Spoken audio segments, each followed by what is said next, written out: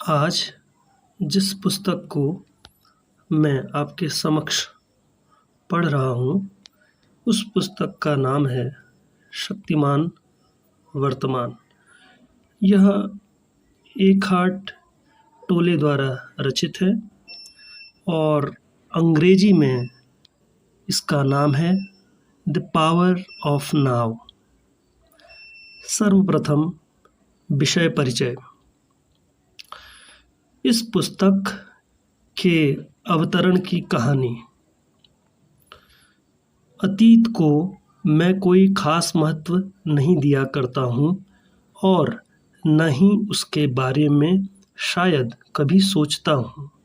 फिर भी संक्षेप में मैं यह बताना चाहता हूँ कि किस तरह से मैं एक आध्यात्मिक शिक्षक बना और किस तरह से यह किताब वजूद में आई।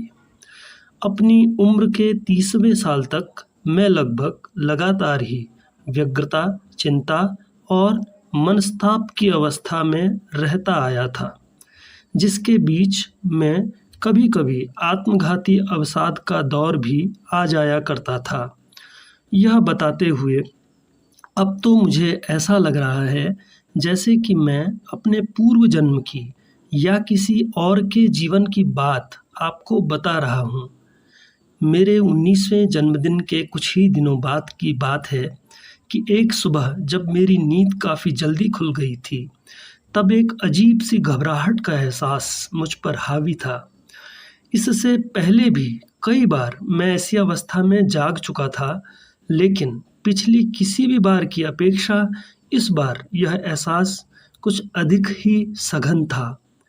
रात का सन्नाटा, अंधेरे कमरे में फर्नीचर की धुंधली आकृतियाँ, कहीं दूर से गुजरती रेल की आवाज़, वह सब कुछ मुझे इतना गैर, इतना खराब, इतना बेईमानी लग रहा था कि उसने मेरे अंदर संसार के प्रति एक गहरी विरक्ति, अरुचि व अनिच्छा पैदा कर दी। लेकिन सबसे बड़ी अनिच्छा व अरुचि तो मेरे अपने अस्तित्व के प्रति थी। दुख के इस बोझ को ढोते ढोते जिंदा रहने का मतलब क्या है? इस अविराम संघर्ष में जूझते हुए जीना क्या जरूरी है? मैं महसूस कर रहा था कि जिंदा रहने की सहज इच्छा के मुकाबले जीवन को खत्म कर देने की, अपने वजूद को मिटा देने की एक प्रबल इच्छा उस समय अधिक सबल हो गई थी। अपने इस जीवन को मैं अब और नहीं खींच सकता, यही बात मेरे मन में बार बार आए जा रही थी। और तब अचानक ही मैंने ध्यान दिया कि एक अजीब सा विचार मेरे ही अंदर से उठकर आ रहा है। मैं एक हूँ या दो हूँ? अगर मैं अपने जीवन को खींच नहीं पा रहा हूँ तो फिर तो मुझ में दो अस्तित्व मौजूद हैं, मैं और यह जीवन जिसे कि मैं खींच नहीं पा रहा हूँ। ऐसा हो सकता है, मैंने सोचा, लेकिन उनमें से एक ही तो वास्तविक होगा। इस अनोखे बोध से मैं इतना चकित था कि मेरा दिमाग एकदम ठहर सा गया था। हालांकि मैं पूरी तरह सचेत था, लेकिन मन एकदम विचार रहित था। फिर मुझे लगा जैसे मैं किसी शक्ति के एक भंवर में घूमता हुआ नीचे की ओर जा रहा हूँ।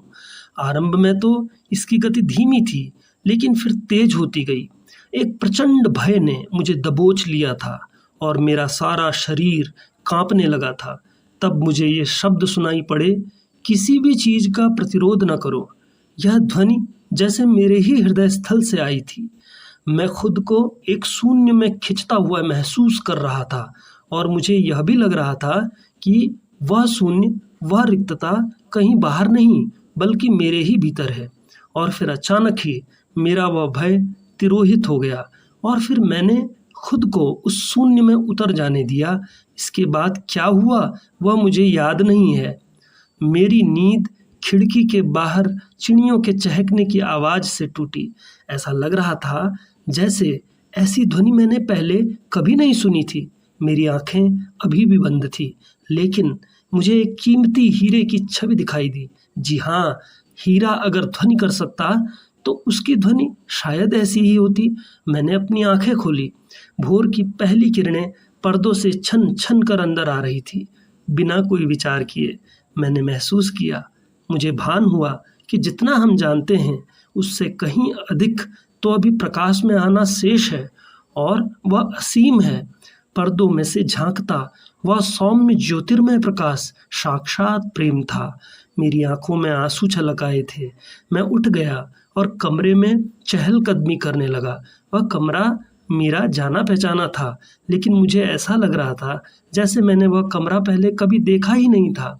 हर चीज एकदम नई और पहली बार देखी जा रही लग रही थी, मानो वह अभी अभी अस्तित्व में आई हो।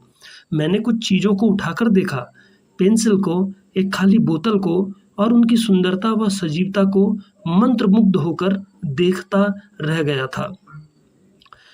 उस दिन मैं शहर में घूमता रहा और इस धरती पर जीवन के चमत्कार पर विस्मित व चकित होता रहा, जैसे इस संसार में मैंने अभी अभी जन्म लिया हो। अगले 5 महीनों तक मैं एक अनवरत व अविच्छिन्न गहन शांति व आनंद की अवस्था में रहा।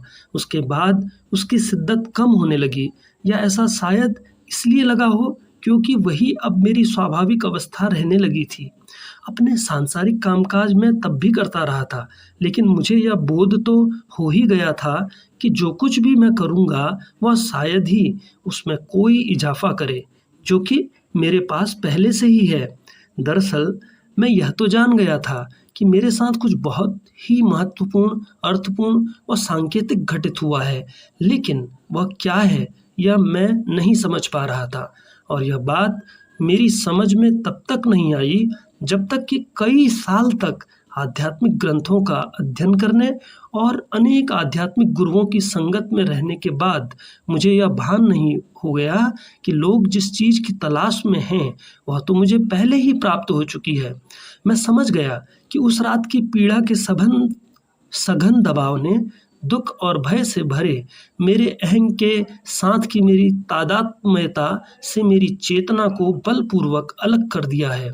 वह अहंग जो कि मूलतः मन द्वारा रचित एक मिथ्या रूप ही हुआ करता है, निश्चित ही वह अलग व असंग किया जाना इतना जोरदार रहा था कि मिथ्या तथा दुख रूपी वह अहंग तत्काल ही पूरी तरह ऐसे ध्वस्त हो गया जैसे हवा से फुलाए गए खिलौने में से डांट को निकाल दिया गया हो। उसके बाद जो कुछ शेष रह गया था वह था मेरा वास्तविक स्वरूप, यानी सदा सर्वदा विद्यमान रहने वाला जो मैं हूँ, अर्थात नाम व रूप के साथ तादात्म्य किए जाने से पहले वाली मेरी चेतना अपनी विशुद्ध अवस्था में। बाद में अपने अंदर स्थित उस क्षेत्र में प्रवेश करना भी मैंने सीखा जो कि समय व मृत्यु से परे रहता है, जिसे कि मैंने उस शून्य में लेकिन पूरी तरह चैतन्य रूप में अनुभव किया था। मैं इतनी अनिर्वचनीय आनंद तथा पवित्रता की अवस्थाओं में रहा कि जिस आरंभिक अनुभव का वर्णन मैंने अभी ऊपर किया है वह भी इनकी तुलना में फीका पड़ जाता है। एक ऐसा भी समय आया कि जब भौतिक व सांसारिक स्तर पर मेरे पास कुछ नहीं बचा, न कोई संबंध, न रोजगार, न घर, और न ही सामाजिक परिभाषा वाली कोई पहचान। लगभग 2 साल मैंने पार्कों की बेंचों पर परम आह्लाद की अवस्था में बैठे बैठे व्यतीत किए। वैसे तो ऐसे परम सुंदर अनुभवों का आना जाना होता रहता है, लेकिन किसी भी अनुभव की तुलना में शायद जो सबसे अधिक मौलिक अनुभव रहता है वह है अपने अंदर शांति के उस अंतः प्रवाह का बना रहना, जो कि उस रात से मुझे छोड़कर फिर नहीं गया है। कभी कभी तो यह बहुत सबल हो जाता है, इतना सबल कि लगभग स्पर्श गोचर हो जाए और दूसरे भी उसे महसूस कर पाएं, और कभी कभी यह पृष्ठभूमि में चला जाता है, कहीं दूर बजती संगीत की किसी स्वर लहरी की तरह हो जाता है। बाद में लोग अक्सर मेरे पास आने लगे और कहने लगे, जो आपको मिला है वह मुझे भी चाहिए, क्या आप मुझे वह दे सकते हैं या उसको पाने का तरीका बता सकते हैं? और मैं कहता, वह तो आपके अंदर पहले से ही है, उसे आप बस महसूस नहीं कर पा रहे हैं, और वह इसलिए क्योंकि आपका मन बहुत अधिक शोर मचाए रखता है। मेरा यही उत्तर बाद में एक पुस्तक के रूप में विकसित हो गया, जो कि अब आपके हाथों में है।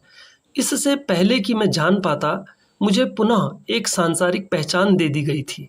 मुझे एक आध्यात्मिक शिक्षक कहा जाने लगा था। वह सत्य जो आपके भीतर विराजमान है। यह पुस्तक यूरोप और उत्तर अमेरिका में पिछले 10 वर्षों के दौरान आध्यात्मिक जिज्ञासुओं और छोटे छोटे समूहों के साथ की गई वार्तालापों का सार संक्षेप है।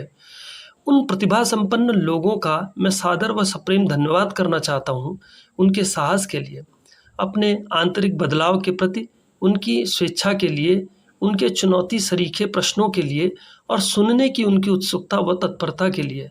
उनके बिना यह पुस्तक अस्तित्व में नहीं आ पाती। वे लोग उन आध्यात्मिक अग्रदूतों में से हैं जिनका समुदाय अभी छोटा अवश्य है, लेकिन सौभाग्य से वह वृद्धि कर रहा है। ये वे लोग हैं जो उस मुकाम पर पहुंच रहे हैं कि जहां कि वे इतने सक्षम हो जाएं कि विरासत में मिलने वाले उन सामूहिक मानसिक संस्कारों को, उन ढर्रों को तोड़कर बाहर आ सकें जिन्होंने चिरकाल से मनुष्यों को दुखों के बंधन में डाला हुआ है। मुझे विश्वास है कि जो लोग इतने आमूल रूपांतरण के लिए तैयार हैं, उन तक पहुंचने का रास्ता यह पुस्तक अपने आप खोज लेगी और उनके लिए यह एक उत्प्रेरक का काम करेगी। मुझे यह भी आशा है कि यह पुस्तक उन अन्य अनेक लोगों तक भी पहुंचेगी जो इसकी विषय वस्तु को विचारणीय महसूस करेंगे, भले ही इसे पूरी तरह जीने तथा अभ्यास करने के लिए अभी वे पूरी तरह तैयार न हुए हों। संभव है कि इस पुस्तक के अध्ययन के दौरान बोया गया बीज बाद में एनलाइटनमेंट के यानी आत्मज्ञान के उस बीज के साथ मिल जाए जो कि हर मनुष्य के अंदर हमेशा ही मौजूद रहा करता है, और फिर कभी अचानक ही वह अंकुरित हो जाए और उनके भीतर सजग व सजीव हो उठे। यह पुस्तक जिस रूप में है वह सेमिनारों, ध्यान की कक्षाओं और निजी परामर्श वाले सत्रों के दौरान पूछे गए प्रश्नों के उत्तर के रूप में खुद ब खुद बनती चली गई है, और इसलिए मैंने इसे प्रश्नोत्तरी के रूप में ही रहने दिया है। उन कक्षाओं और सेमिनारों में प्रश्नकर्ताओं ने जितना सीखा व ग्रहण किया है उतना ही मैंने भी किया है। कुछ प्रश्नों व उत्तरों को तो मैंने शब्दशः ज्यों का त्यों लिख लिया था। अन्य प्रश्नोत्तर सामान्य प्रकार के हैं, यानी मैंने कुछ ऐसे प्रश्नों को एक ही प्रश्न में समाहित कर दिया है जो कि अक्सर पूछे जाते हैं, और एक सामान्य उत्तर बनाने के लिए मैंने विभिन्न उत्तरों के सार को उसमें सम्मिलित कर दिया है। इन उत्तरों को लिखने के दौरान कभी कभी ऐसा भी हुआ है कि कोई नया ही उत्तर उभर कर सामने आ गया है, और वह उत्तर इतना गहन, गंभीर और परिज्ञानपूर्ण रहा है कि उसे मैंने वैसे बोला भी नहीं था। संपादक द्वारा भी कुछ अतिरिक्त प्रश्न पूछे गए हैं ताकि कुछ मुद्दों को और अधिक स्पष्टता दी जा सके। पहले पन्ने से अंतिम पन्ने तक आप देखेंगे कि ये संवाद दो विभिन्न स्तरों के बीच लगातार बदलते रहे हैं। एक स्तर पर तो मैं आपका ध्यान उस चीज़ की ओर आकृष्ट करता हूँ कि जो मिथ्या आपके अंदर बैठी हुई है। वहाँ मैं मानवीय अचैतन्यता तथा उसकी विकार विकृति वाली प्रकृति के बारे में बात करता हूँ, और उसके सर्वसामान्य रूप से प्रकट होने वाले व्यवहार के बारे में भी, यानी सामान्य संबंधों में होने वाले द्वंद्व और टकराव से लेकर कबीलों और देशों के बीच होने वाली युद्ध स्थिति तक। यह ज्ञान होना बहुत महत्वपूर्ण है, क्योंकि मिथ्या को मिथ्या के रूप में, असत को असत के रूप में, खोट को खोट के रूप में, गलत को गलत के रूप में देखना, न कि उसे खुद के रूप में देखना। जब तक आप यह नहीं सीख लेते तब तक कोई स्थायी रूपांतरण आप में नहीं आ सकता, और इसलिए आप मिथ्या, माया, मोह और भ्रम में पुनः पुनः फंसते रहेंगे, और इसी कारण दुख के किसी न किसी रूप में भी। इस स्तर पर मैं आपको यह भी बताता हूँ कि जो कुछ भी मिथ्या, असत, खोट या गलत आपके भीतर है, उसे कैसे आप अपना स्वरूप न बनाएं और कैसे उसे अपनी व्यक्तिगत समस्या न बनाएं, न माने, क्योंकि इसी तरह तो मिथ्या अपने अस्तित्व को स्थायित्व दिया करता है। दूसरे स्तर पर मैं मानव चेतना के परम रूपांतरण की बात करता हूँ, कभी भविष्य में होने वाली किसी संभावना की तरह नहीं, बल्कि अभी इसी समय उपलब्ध रूपांतरण के रूप में। चाहे आप कोई भी हो और कहीं भी हो, इसमें आपको बताया जाता है कि कैसे आप अपने मन की गुलामी से खुद को मुक्त करें, कैसे आप चैतन्यता वाली इस आत्मज्ञान की अवस्था में प्रवेश करें, और कैसे इसे अपने दिन प्रतिदिन के जीवन में बनाए रखें। पुस्तक के इस स्तर पर शब्दों को हमेशा ही कोई जानकारी देने के प्रयोजन से प्रयोग नहीं किया गया है, बल्कि उन्हें पढ़ने के साथ साथ आपको नई चेतना में प्रवेश दिलाने के लिए तैयार किया गया है। बार बार मैं प्रयास करता हूँ कि आपको अब मैं अत्यंत चैतन्य विद्यमानता वाली काल निरपेक्ष टाइमलेस अवस्था में, यानी अतीत व भविष्य में न भटकने वाली अवस्था में अपने साथ ले चलूं, ताकि आपको आत्मज्ञान का स्वाद चखा सकूं। जो मैं कह रहा हूं उसे जब तक आप अनुभूत करने योग्य नहीं हो जाते, तब तक वे अंश आपको पुनरावृत्ति जैसे लग सकते हैं, लेकिन जब आप उसे अनुभूत करने में सक्षम हो जाएंगे, तब मेरा विश्वास है कि आप जान जाएंगे कि उनमें बहुत अधिक आध्यात्मिक शक्ति है और आपके लिए वे इस पुस्तक के सबसे अधिक फलदायी अंशों की तरह हैं।